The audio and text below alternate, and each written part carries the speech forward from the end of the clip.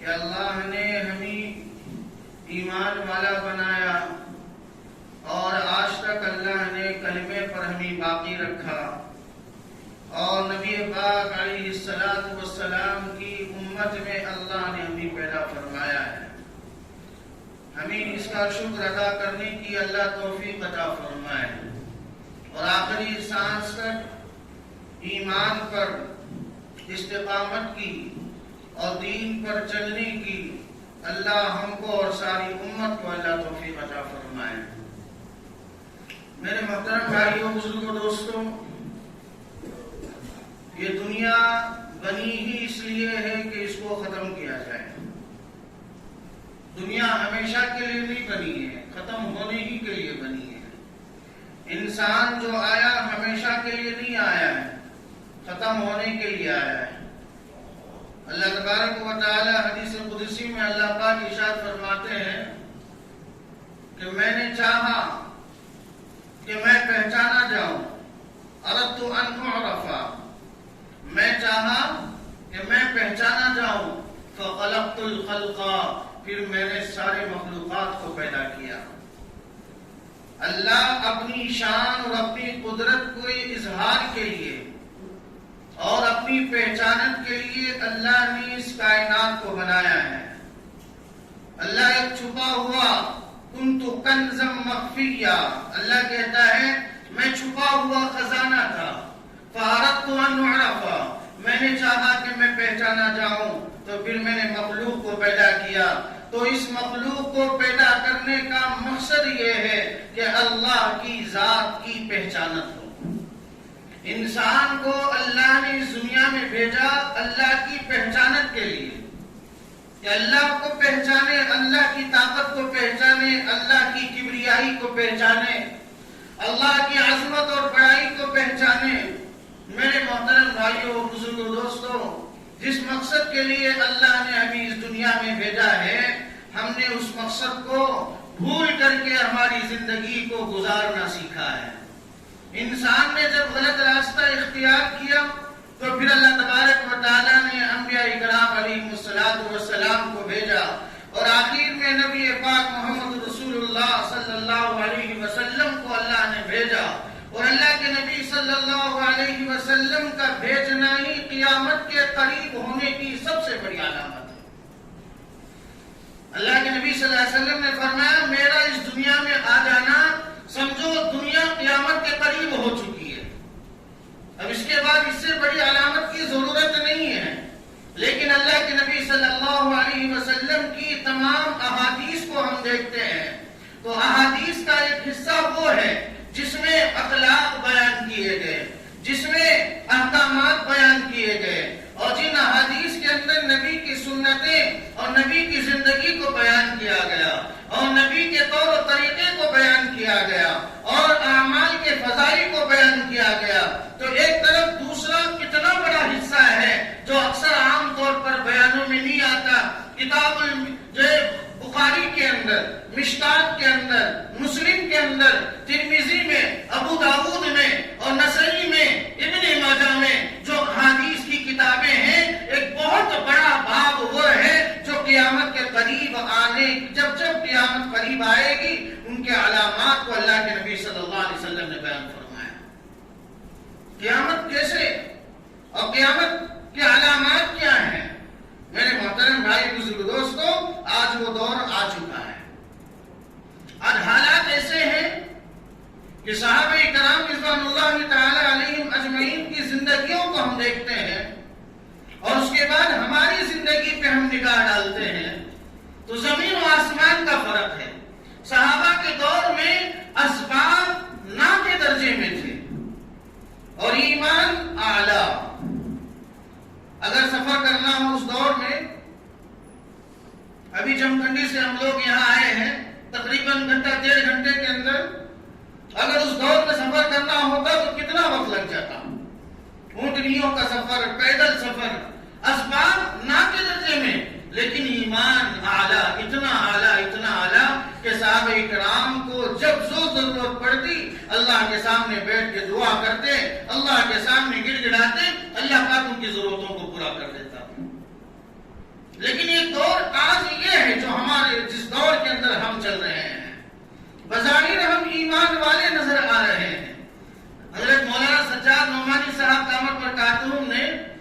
ایک بیان میں کہا جہاں ایک بہت بڑا مجمع تھا، حضرت نے کہا کہ یہاں پر سب سمجھتے ہیں کہ سارے مسلمانوں کا مجمع ہے، لیکن پتہ نہیں، میں کہتا ہوں اس میں سے بہت تھوڑے ہیں جن کا ایمان بچا ہوا ہے۔ ہم اپنے آپ کو مسلمان سمجھ رہے ہیں، حقیقت میں ہمارا ایمان کبھی کا نکل چکا ہے، جس کا احساس نہ ہم کو ہے، نہ ہماری اس قوم اور ملت کو، نہ امت مسلمہ کو ہے۔ میرے محترم بھائی بزرگ دوستو، ایمان کیا چیز ہے؟ ایمان کہتے کس کو ہے؟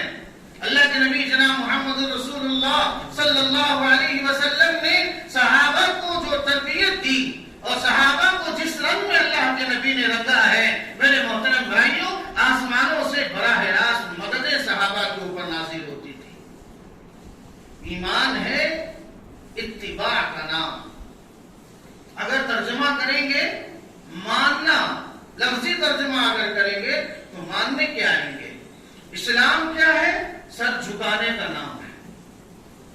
اگر میں آپ سے ایک سوال کروں، ہم مسلمان ہیں یا مومن ہیں، کوئی فرق بتا سکتے ہیں؟ مسلمان ہیں یا مومن ہیں ہم لوگ؟ مسلمان کہیں گے تو پھر مومن کا کیا مطلب؟ آخر اسلام کہتے کس کو ہے؟ ایمان کہتے کس کو ہے؟ اللہ کے نبی صلی اللہ علیہ وسلم نے نماز جنازہ کے اندر ایک دعا سکھلائی۔ دعا کیا پڑھتے ہیں؟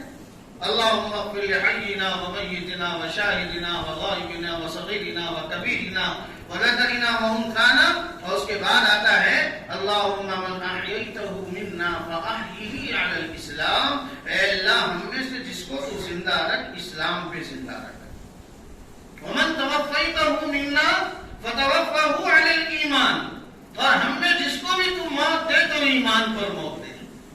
اللہ کے نبی نے یہ بھی دعا سکھلائی کہ موت دے تو اسلام پہ موت دے۔ زندگی جو چلے گی اسلام کے طریقے پہ چلے گی، لیکن ہم مسلمان ہیں، لیکن موت کے وقت کا جو فیصلہ ہوگا وہ آخری فیصلہ ہوگا۔ اس لیے اللہ کے نبی صلی اللہ علیہ وسلم نے فرمایا ایمان پر ہماری موت ہو۔ اسلام کیا ہے؟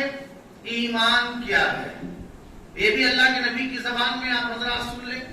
حضرت جبرائیل علیہ السلام اللہ کے نبی صلی اللہ علیہ وسلم کے پاس آئے اور آ کر اللہ کے نبی صلی اللہ علیہ وسلم سے سوال کیا، مل اسلام، اللہ کے نبی بتاؤ اسلام کیا ہے؟ اللہ کے نبی نے فرمایا، جواب دیا اس کا، ان تشہد ان لا الہ الا اللہ وان محمدا عبدہ ورسولہ تقیم الصلاۃ وتؤدی الزکاۃ وتصوم رمضان وتحج البیت۔ 5 چیزیں اسلام کے جواب میں اللہ کے نبی نے سکھلایا۔ پہلی چیز، اللہ کے ایک ماننے کی گواہی دینا، محمد صلی اللہ علیہ وسلم کے بارے میں سچے نبی اور آخری نبی ہونے کا گواہی دینا، یہ پہلی چیز۔ دوسری چیز، نماز کو قائم کرنا۔ تیسری چیز، رمضان کے روزے رکھنا، پھر زکوٰۃ ادا کرنا، پھر حج کرنا۔ ان 5 چیزوں کا نام ہے اسلام۔ ان 5 چیزوں میں اور بعد میں ایمان کے جواب میں جو جواب اللہ کے نبی نے فرمایا، دونوں میں کیا فرق ہے آپ حضرات غور کریں۔ اب اللہ کے نبی سے حضرت جبرائیل نے پوچھا، مل ایمان، ایمان کیا ہے؟ ایمان کے بارے میں بتلاؤ۔ تو اللہ کے نبی نے ارشاد فرمایا، ان تؤمن باللہ وملائکتہ وکتبہ ورسلہ والیوم الآخر والقدر خیرہ وشرہ من اللہ تعالی والبعث بعد الموت۔ ایمان کے جواب میں 7 چیزیں اللہ کے نبی نے ارشاد فرمایا۔ کیا کیا ہے؟ اللہ کی ذات پر ایمان، فرشتوں پر ایمان، کتابوں پر ایمان، اور اللہ کے رسولوں پہ ایمان، آخرت کے دن پر ایمان، تقدیر کے اچھے اور برے ہونے پر ایمان، اور آخری ہے موت کے بعد دوبارہ اٹھائے جانے پر ایمان۔ اسلام کے جواب میں 5 چیزیں آئیں، ایمان کے جواب میں 7 چیزیں آئیں۔ اسلام کے جواب میں جو اللہ کے نبی نے جواب عنایت فرمایا وہ اسلام کے وہ اعمال ہیں جو ظاہری ہیں۔ اسلام کا تعلق ہمارے ظاہر سے ہے،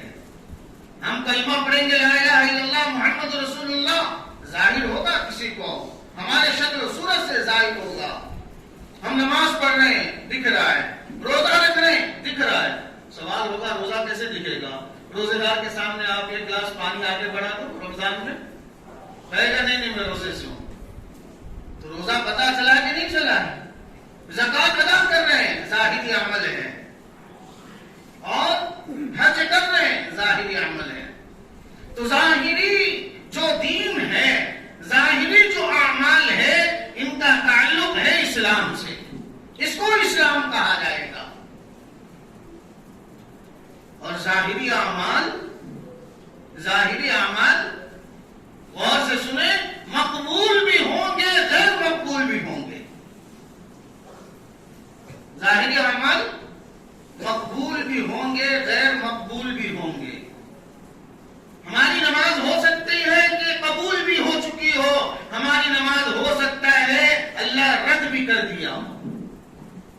اس کی بھی مثال، اس کی بھی دلیل قرآن پاک سے آپ حضرات کے سامنے پیش کرتا ہوں.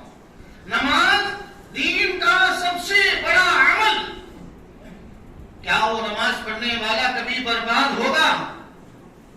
نہیں ہوگا. لیکن اللہ کہہ رہا ہے، کیا کہہ رہا ہے؟ 18ویں پارے کے شروع میں اللہ تبارک و تعالیٰ کہتا ہے قد افلح المؤمنون، ایمان والے کامیاب ہو گئے. الذین، کون ایمان والے؟ کیا صفات ہیں ان کے؟ کہا الذین هم فی صلاتهم خاشعون، وہ لوگ جو نماز کو خشوع خضوع کے ساتھ پڑھتے ہیں. تو یہاں نماز پڑھنے والوں کے بارے میں اللہ نے کہا کامیاب. ایک اور آیت ہے، وہ سورت آپ حضرات جانتے ہیں. أَرَأَيْتَ الَّذِي يُكَذِّبُ بِالدِّينِ فَذَلِكَ الَّذِي يَدُعُّ الْيَتِيمَ وَلَا يَحُضُّ عَلَى طَعَامِ الْمِسْكِينِ فَوَيْلٌ لِّلْمُصَلِّينَ. اللہ کہتا ہے بربادی ہو، ہلاکت ہو نماز پڑھنے والوں کے لیے. فرمایا نماز پڑھنے والے برباد ہو گئے. کون سی نماز؟ اللہ آگے صرف نماز کہہ کے نہیں چھوڑا، آگے اللہ کہتا ہے الذین هم یراؤون الذین هم عن صلاتهم ساہون، جو نماز میں سستی برتتے ہیں، جو نماز کو دکھانے کے لیے پڑھتے ہیں. نماز پڑھ رہے ہیں، غرض یہ ہے کہ دیکھنے والا مجھے نمازی کہے. تو ایک مثال اللہ پاک نے قرآن میں ذکر فرمایا، اور اس پہ ہم ظاہری اعمال کو فٹ کرتے ہیں. تو ہمارے ظاہری اعمال میں امکان ہے، پاسبلٹی ہے کہ قبول بھی ہوں غیر مقبول بھی ہوں. ہم اس وقت مسلمان ہیں. کیا ہے؟ بتاؤ بھائی، بات سمجھ میں تو آ رہی ہے؟ اس وقت ہم مسلمان ہیں، لیکن کیا بننا ہے؟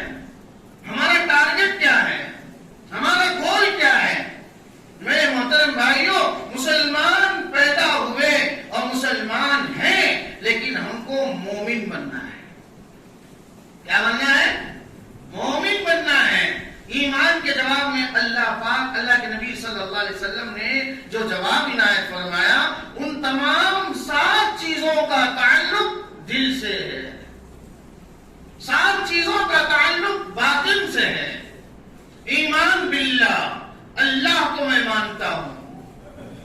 آج بہت سے غیر ایسے ہیں جو نظر آنے میں غیر ہیں، لیکن میرے محترم بھائیوں، وہ بہت سا ایسا مجمع اللہ نے آج تیار کر دیا ہے جو اندر ہی اندر مسلمان ہے. یہاں تک کہ ان فرشتوں کو بھی پتہ نہیں ہے. حدیث کی بات ہے، میں آپ حضرات کو بتاتا ہوں، جس کا مفہوم ہے قیامت کے دن اللہ تبارک و تعالیٰ جنت و جہنم کا فیصلہ کرنے کے بعد اللہ کہے گا فرشتوں کو بھی کوٹا دے گا، انبیاء کو کوٹا دے گا، علماء کو، صحابہ کو، تمام لوگوں کو کوٹا دے گا. جیسا کہ ہم سنتے ہیں بیانوں میں، عالم 7 خاندانوں کو جنت میں لے جاتا ہے، حافظ 7 آدمیوں کو جنت میں لے جاتا ہے. اللہ کوٹا دیتے ہیں، نکالو جہنم سے جتنے مسلمان کو تمہارے کوٹے کے حساب سے نکالو.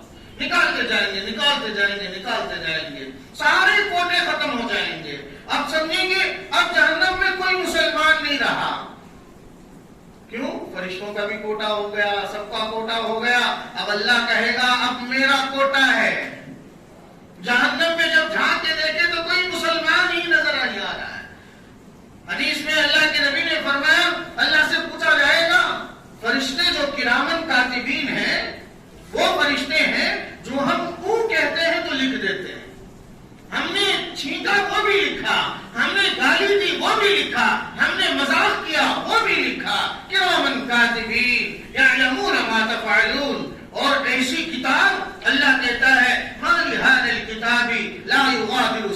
صغیرۃ ولا کبیرۃ الا احصاها.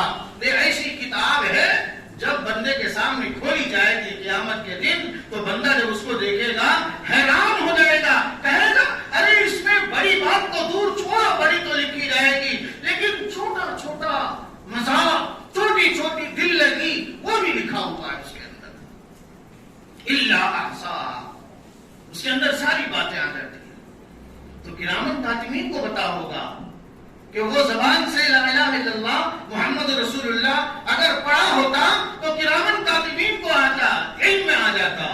لیکن اللہ تبارک و تعالی اپنے ان بندوں کو جہنم سے نکالیں گے اپنے کوٹے میں, فرشتوں کو بھی اس کا علم نہیں.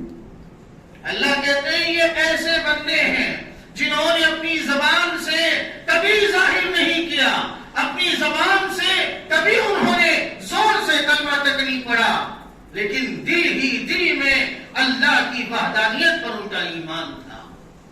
اپنے ایمان کو چھپائے رکھا, کہیں خاندان کے ڈر سے, کہیں محلے والوں کے ڈر سے, کہیں ایسا نہ ہو کہ اوپر ظلم اور زیادتی ہو جائے. اللہ تبارک و تعالیٰ اس دن ایسے لوگوں کو نکالیں گے جن کو دیکھنے کے بعد لوگ ششدر رہ جائیں گے کہ یہ بھی ایمان والے تھے. تو میرے محترم بھائی بزرگ دوستو, ایمان کے جواب میں جو پہلی چیز اللہ کے نبی نے فرمایا, ایمان باللہ, اللہ پر ایمان. اللہ نظر نہیں آتا لیکن اللہ پر ہمارا ایمان ہے. فرشتے نظر نہیں آتے لیکن فرشتوں پر ہمارا ایمان ہے.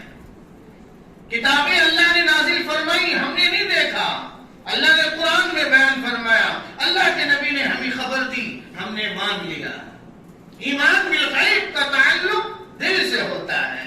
تقدیر کو کیا اچھا کیا برا کب کیا ہوگا اس کا ہمیں کوئی علم نہیں, اللہ کے علم میں ہے. اچھا ہوا تو بھی ہم الحمدللہ کہیں گے, برا ہوا تو بھی الحمدللہ کہیں گے. اور موت کے بعد دوبارہ اٹھایا جانا کیا یہ ممکن ہے؟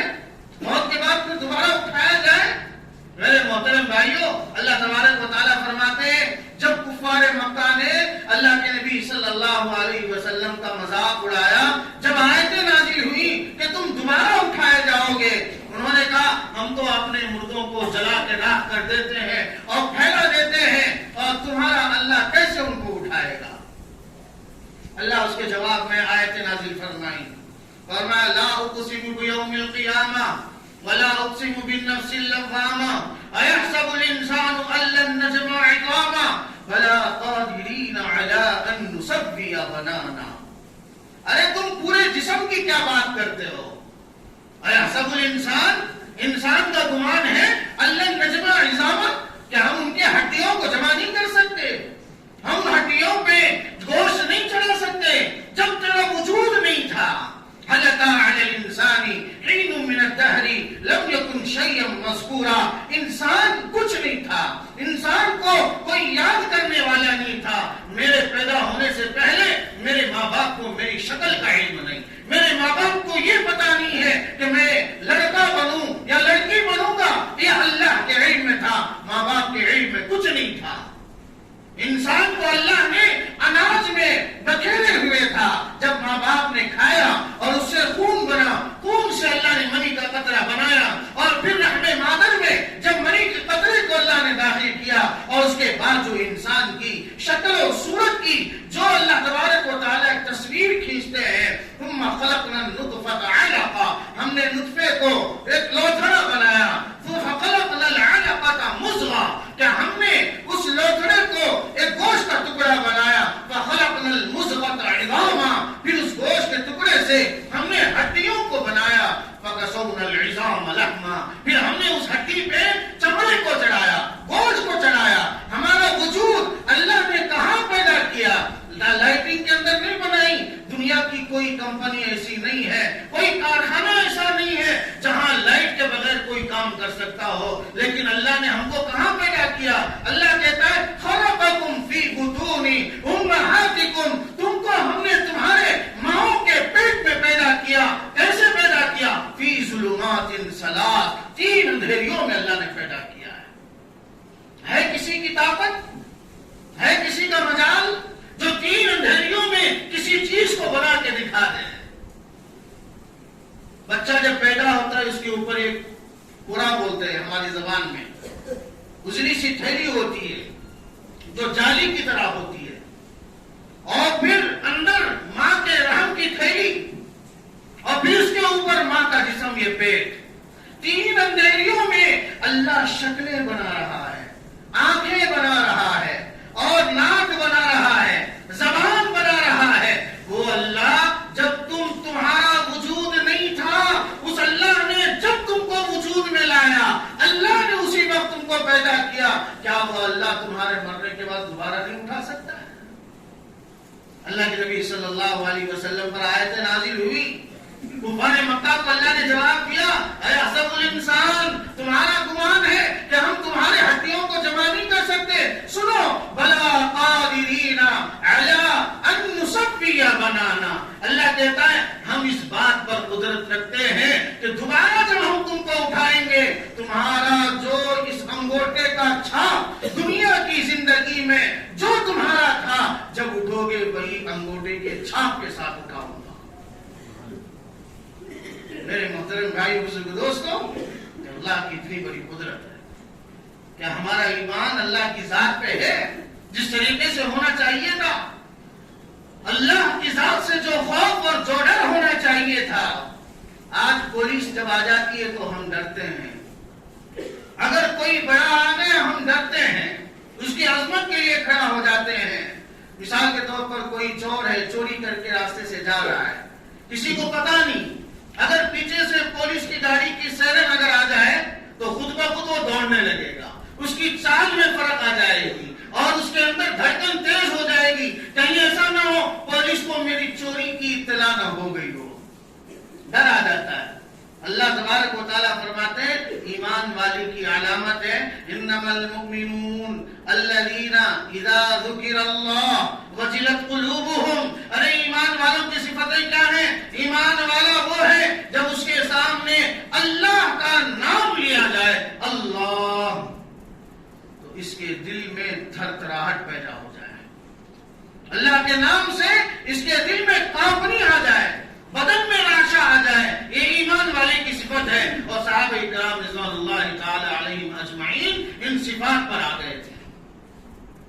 تو دین میرے محترم بھائیوں صرف بیانات سے ہماری زندگیوں میں نہیں آئے گا، صرف ظاہری شکل و صورت کو اختیار کرنے سے ہم مکمل 100% مسلمان نہیں ہوں گے۔ میرے محترم بھائیوں، دین ہماری زندگی میں آتا ہے قربانیوں کے ساتھ، مال کی بھی قربانی ہو، جان کی بھی قربانی ہو، وقت کی بھی قربانی ہو، اور جہاں جہاں جیسے جیسے تقاضے اور ضرورت پڑے، اگر قوم کی خدمت کا بھی مسئلہ آ جائے تو اس وقت بھی ہم تیار رہیں۔ جتنی قربانیاں ہماری طرف سے ہم پیش کریں گے اللہ کے سامنے، اللہ تبارک و تعالی اتنا ہی ایمان کا نور ہمارے دلوں میں پیدا کرے گا۔ تو آج اس دور کے اندر سب سے بڑی چیز، سب سے بڑی دولت یہ ایمان کی دولت ہے۔ ایمان والے کو اس کا احساس نہیں ہے، شیطان کے ہم دھوکے میں ہیں، نفس کے دھوکے میں ہیں، کبھی دنیا والوں کی طرف ہماری نگاہ جاتی ہے، کبھی ان کی باتوں کی اور لچکدار باتوں کی طرف ہمارا دھیان جاتا ہے، تو کبھی کبھی ہمارے مسلمان ہونے پر ہم کمزوروں کو افسوس ہوتا ہے کہ نہیں ہوتا ہے؟ اگرچہ کہ یہاں آپ اس کو قبول نہ کریں، امت کا بہت بڑا طبقہ ایسا ہے جو اسلام سے بیزار، ایمان سے بیزار، لیکن اپنے آپ کو مسلمان کہتا ہے۔ میرے محترم بھائی بزرگ دوستو، اللہ تبارک و تعالیٰ کو ایسے ایمان والوں کی کوئی ضرورت نہیں ہے، اللہ ہمارا محتاج نہیں ہے، اللہ ہمارا محتاج نہیں ہے، اللہ تو ایسی قوم کو کھڑا کرے گا۔ مجھے ایک بات یاد آ گئی، وہ واقعہ آپ حضرات کو میں پیش کرتا ہوں کہ مجھے بھی اس سے سبق ملے اور آپ حضرات بھی اس سے سبق لے لیں۔ تو اللہ کے نبی صلی اللہ علیہ وسلم کے زمانے کے بعد 700 سال گزرنے کے بعد تاریخ کے اندر یہ لکھا ہوا ہے، وہ زمانہ بھی اس کے اندر بہت واقعات تاریخ کے اندر ہوئے ہیں۔ اسلام کی کیا تاریخ ہے ہمارے نوجوان کو نہیں پتا، اسلام میں کیا کیا ایسے واقعات یہ پورے دور اسلام میں پیش آئے، ہمیں اس کا علم نہیں ہے۔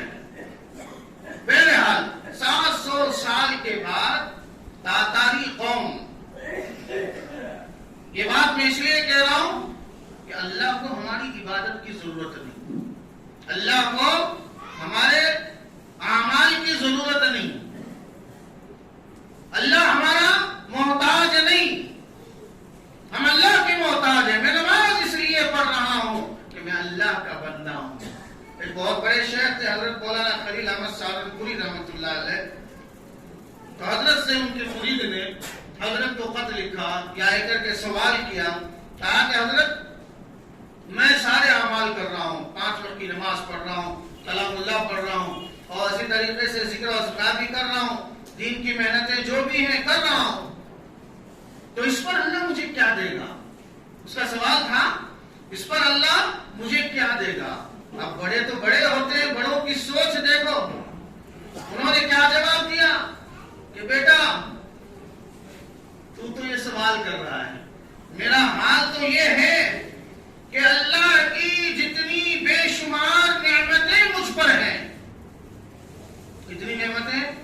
فَبِأَيِّ آلَاءِ رَبِّكُمَا تُكَذِّبَانِ، اللہ کے کن کن نعمتوں کو جھٹلاؤ گے؟ ارے آنکھ کے اندر روشنی، آنکھ کے اندر پتلیاں، اور آنکھ کے اوپر یہ بھوک، اور آنکھ کے اوپر یہ جو پلکیں ہیں، یہ جو کام کر رہی ہیں، جس طرح کہ گاڑی چلانے والے کو جب رات میں ڈرائیونگ کرتا ہے تو میرر آئینے کے اوپر جو ہے جب دھول جم جاتی ہے تو اس کو وائپر چلاتا ہے تو وہ پورا دھول پاک کر دیتی ہے اور دھول کو ایک طرف کر دیتا ہے۔ اللہ نے اسی سسٹم کا یہ پلک بنایا ہے، ہمارے آنکھوں پہ جو دھول جم جاتا ہے اللہ اس پلک کے ذریعے سے اس دھول کو پاک کراتے ہیں اور سائڈ سے نکال دیتے ہیں۔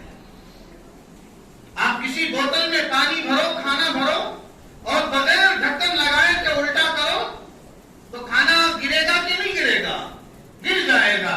اگر آپ یہاں تک کھانا کھا لیں، الٹا لٹکیں، منہ کھولیں، کیا آپ کا کھانا پیٹ سے باہر نکلے گا؟ کون سی ذات ہے جو وہاں آپ کے کھانے کو رکا رہی ہے؟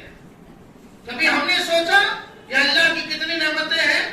تو بہرحال بات لمبی ہوتی جا رہی ہے، مجھے مثل مخصوص سنانا ہے کہ حضرت مولانا خلیل احمد سہارنپوری رحمۃ اللہ علیہ نے کہا تم تو یہ کہتے ہو اللہ کیا دے گا، میں تو یہ سوچتا ہوں اللہ کی اتنی نعمتیں ہمارے اوپر ہیں، ہماری یہ پوری زندگی عبادت کر کے اللہ کا ایک نعمت کا اگر شکریہ بھی ادا ہو جائے تو بہت بڑی بات ہے۔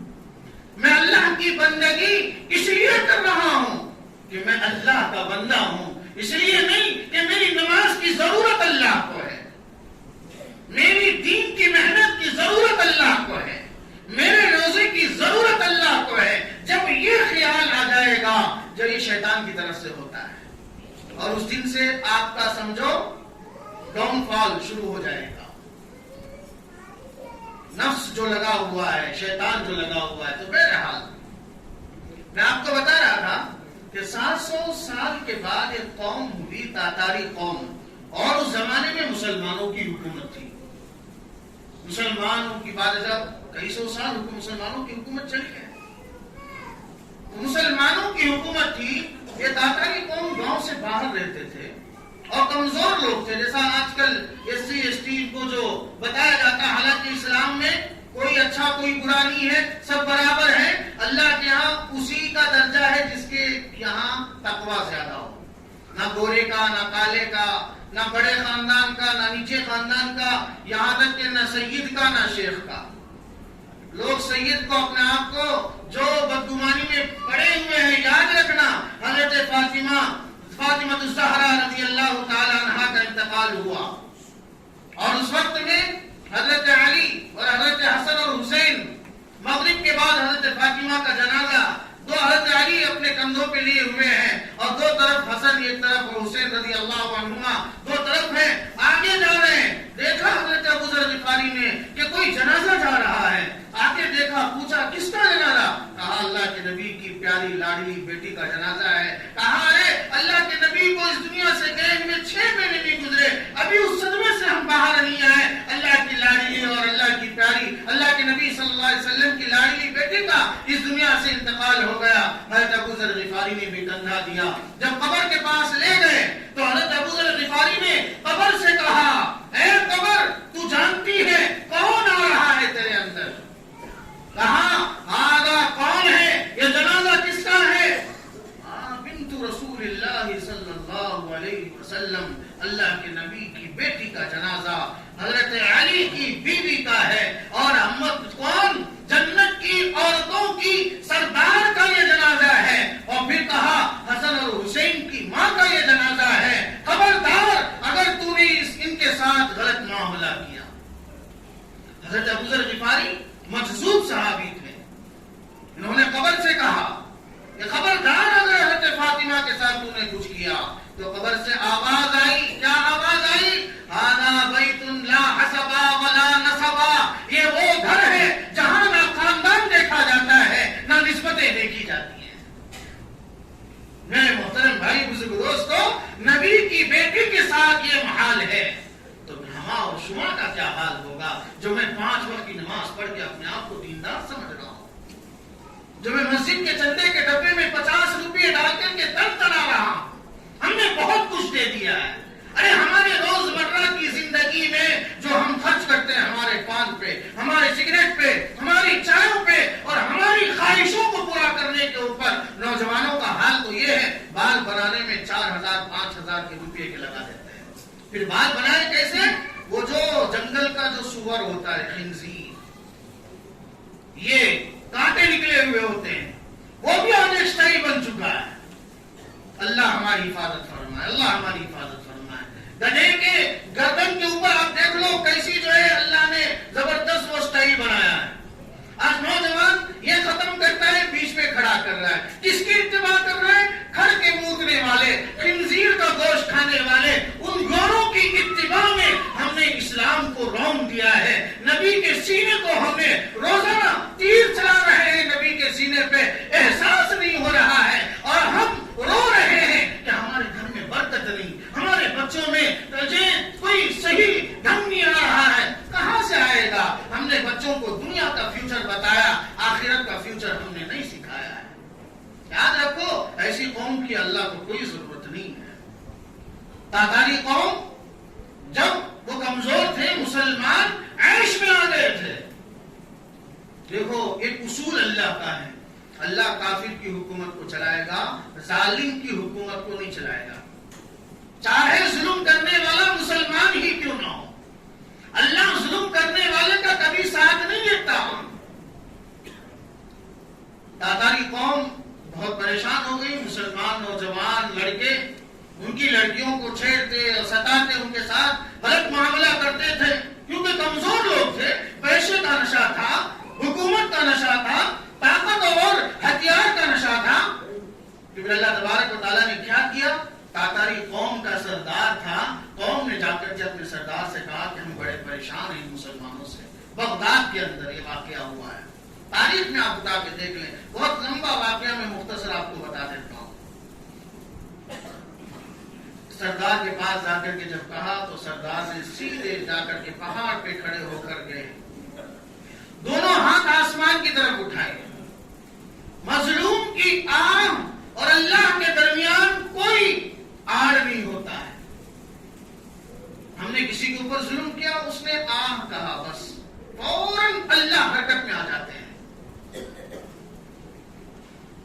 جا کر کے سردار نے کیا کیا؟ آسمان کی طرف ہاتھ اٹھایا، اے مسلمانوں کے خدا، ہم تجھ سے آج سوال کرتے ہیں، ہماری لڑکیاں، ہماری عورتیں، ہمارے نوجوان، ہمارے جان و مال برباد ہو رہے ہیں تجھے ماننے والوں کی طرف سے، ہمارا کوئی سہارا نہیں ہے۔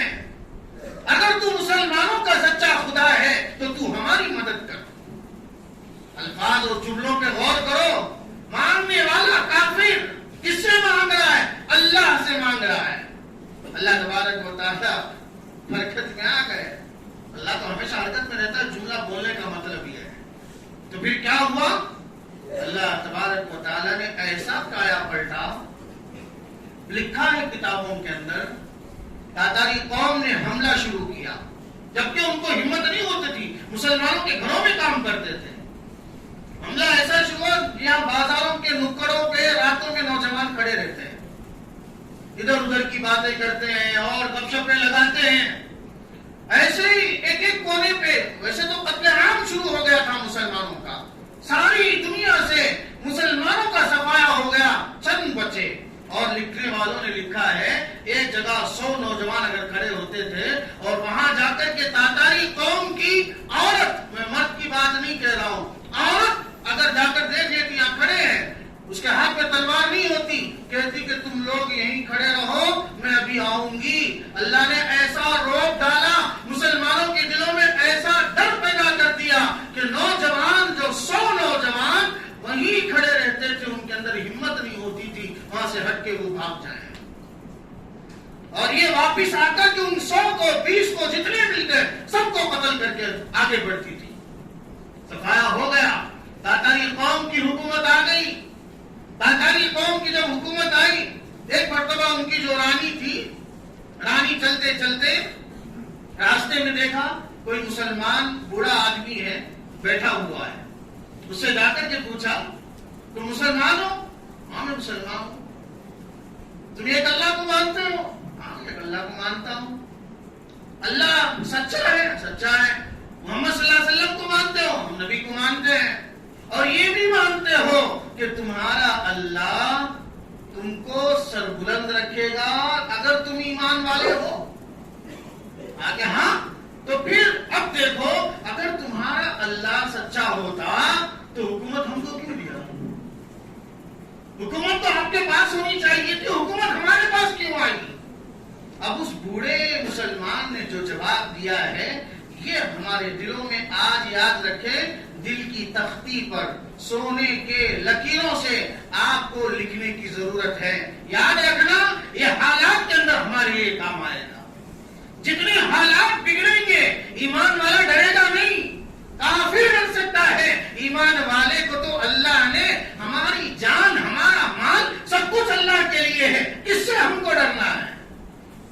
مسلمان بوڑھے نے جو جواب دیا بڑا عجیب جواب تھا، تاریخ کے اندر لکھا ہوا ہے۔ اس نے کہا بات دراصل یہ ہے، تو اس عورت کے کہنے کا مطلب تھا اگر تم مسلمان ہو، سچے ہوتے، حکومت تمہارے پاس ہوتی، لیکن ہمارے پاس آئی ہے۔ میں آج کے ہمارے اس زمانے کے حساب سے کہہ رہا ہوں۔ تو اس بوڑھے مسلمان نے کہا بات ایسی ہے کہ جنگل میں جب کوئی بکریاں چرانے کے لیے بکریاں لے جاتا ہے، بکریاں چرانے کے لیے بکریاں لے جاتا ہے تو ساتھ میں کچھ کتوں کو بھی لے جاتا ہے، لے جاتا کہ نہیں لے جاتا ہے؟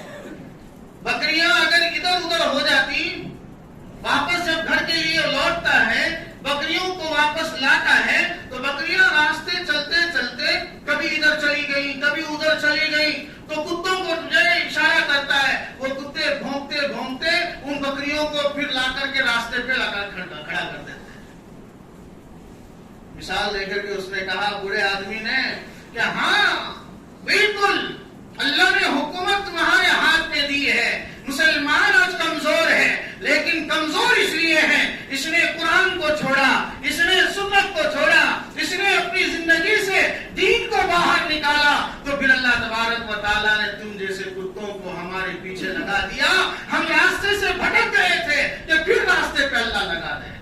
آج میرے محترم بھائیوں، آج چند کتوں کو اللہ نے ہمارے پیچھے لگایا ہے، ڈرنے کی کوئی ضرورت نہیں ہے، بس بات اور ضروری اس بات کی ہے کہ ہم اپنے ایمان کو بنائیں، اپنے خدا کو راضی کریں۔ میرا کنیکشن اللہ سے ہو، میرا کنیکشن عرش والے سے ہو، جب میں اللہ کہوں تو اس صدا سے لوگوں کے ایمان میں تازگی آ جائے۔ لیکن افسوس، سد افسوس، آج قرآن کو آج ہم پڑھ کر کے کتنے سال ہو گئے، اتنا مجمع یہاں پہ بیٹھا ہے۔ میں ایک سوال کر لوں، بتاؤ آج کسی نے قرآن پڑھا دیکھ کر کے؟ اللہ ماشاء اللہ، پورا اگر 200-300 کا یا 500 کا مجمع ہے، 1-2 اگر ہاتھ اٹھائیں گے میں کہوں گا ہاتھ اٹھاؤ۔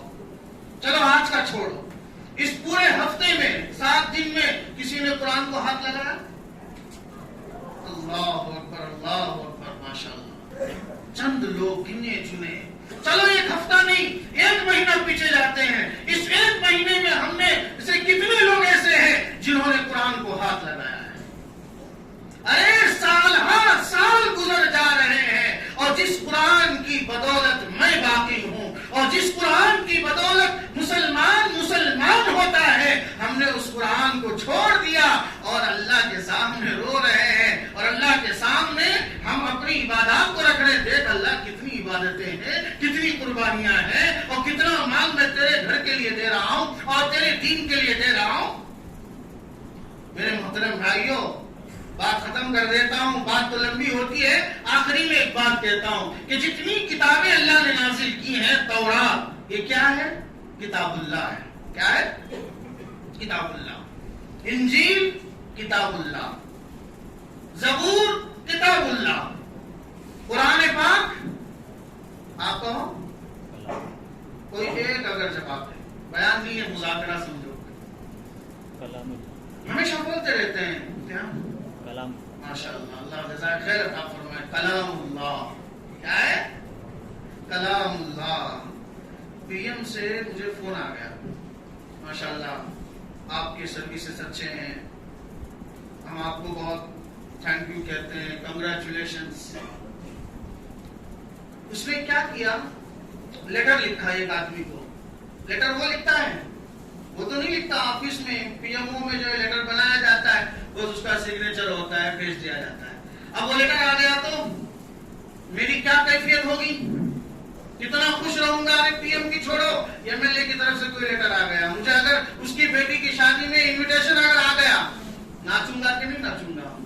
پوری گلی میں میں تن تراتے پھروں گا. یہ بولوں گا کہ ایم ایل اے میرے جیب میں ہے. اگر کسی کو ایم ایل اے نے یا کر کے سمجھو سی ایم نے فون کر کے بات کیا تو کتنا اس کا مرتبہ ہوگا. ارے فلاں کو ڈائریکٹ سی ایم صاحب فون کرتے ہیں. بتاؤ لیٹر کا درجہ اعلیٰ ہے یا یہ کر کے فون کا درجہ اعلیٰ ہے؟ فون کا درجہ اعلیٰ ہے. فون ڈائریکٹلی بات کر رہا ہے اور لیٹر لکھ کر کے بھیج دیا گیا ہے. زبور، انجیل، تورات یہ تمام تختیوں کی شکل میں اللہ نازل کرتا تھا. حضرت داؤد پہ، حضرت موسیٰ، حضرت عیسیٰ علیہ السلام پہ جب جب ضرورت پڑتی تختیوں کی شکل میں آتی تھی کتابیں. اور جب قرآن پاک کے نازل کرنے کا وقت آ گیا، الحمدللہ الذی انزل علی عبدہ الکتاب ولم یجعل لہ عوجا. اللہ کہتا ہے تمام تعریفیں اس اللہ کے لیے ہیں جس نے اپنے بندے پر یا رسول نہیں کہا، کیا کہا؟ بندہ کہا. اور پھر اللہ ایک دوسرے جگہ فرماتے ہیں سبحان الذی اسری بعبدہ. جب معراج کا وقت آیا بیت المقدس کے اندر، اللہ کے نبی صلی اللہ علیہ وسلم وہاں سے معراج کے لیے نکلے تو اللہ اس کا ذکر قرآن پاک میں کر رہا ہے. سبحان الذی اسری بعبدہ. سبحان الذی، پاک ہے وہ ذات جو اپنے بندے کو، کس کو؟ بندے کو، رسول کو نہیں کہا. تو اللہ کو بندگی پسند ہے، اللہ کو بندہ بننا پسند ہے. چاہے میں عالم ہوں، چاہے میں مفتی ہوں، چاہے میں ذمہ دار ہوں، چاہے میں ایک عام آدمی ہوں، چاہے میں مالدار ہوں، غریب ہوں، چاہے میں خوبصورت ہوں کہ بدصورت ہوں، چاہے میں مرتبے والا ہوں یا ایک مزدور ہوں، ہر حال میں اللہ اسی بندے کو چاہتے ہیں جس کے اندر بندگی ظاہر ہو جائے. تو میرے محترم بھائی دوستو، یہ کلام اللہ ہے جو اللہ نے اپنے کلام کو نازل کیا. آخری بات ہے، میں بات ختم کر دیتا ہوں اگر اجازت ہو 2-3 منٹ کی. ایک کس نے بنایا ہے؟ اے بی سی ڈی پڑھتے ہیں نا ہم لوگ اسکولوں میں، بچوں کو بھیجتے ہیں، اور اتنا ہم لوگ اپنے بچوں کے، اپنے پیاروں کے زندگی کو اپنے ہاتھوں سے گڑے میں ڈال رہے ہیں. اللہ ہماری حفاظت فرمائے. ایک کس نے بنایا؟ انسان نے.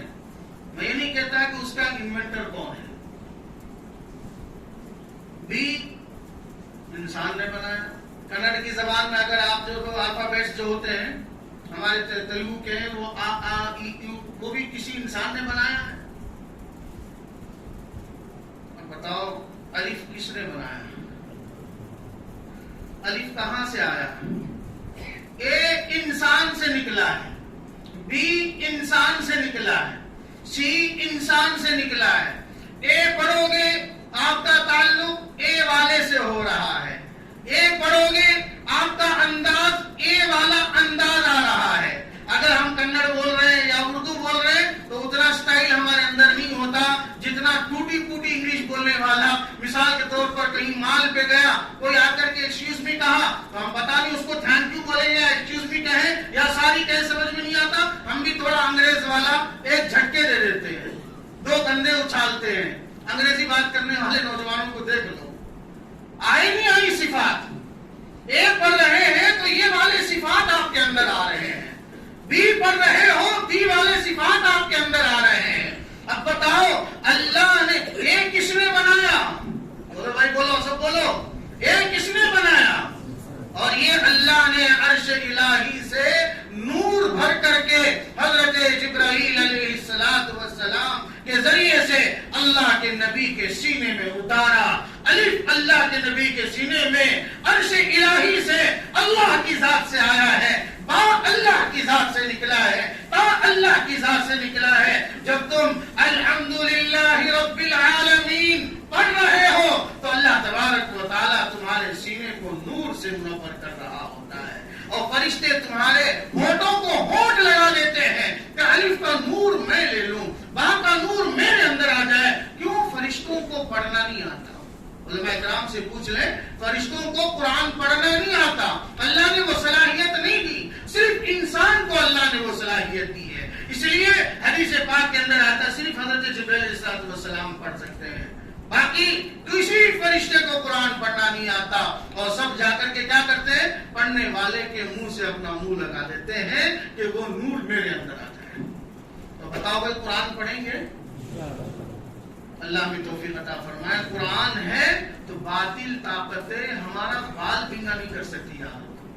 آج قرآن چھوڑ کے ہم اسباب پہ پڑ گئے، جس کی وجہ سے کوئی سیرن بجتا ہے، کوئی چیخ آتی ہے تو دل میں جو حرکت ہے نا، یہ 200 کو چلا جاتا ہمارا۔ کیوں؟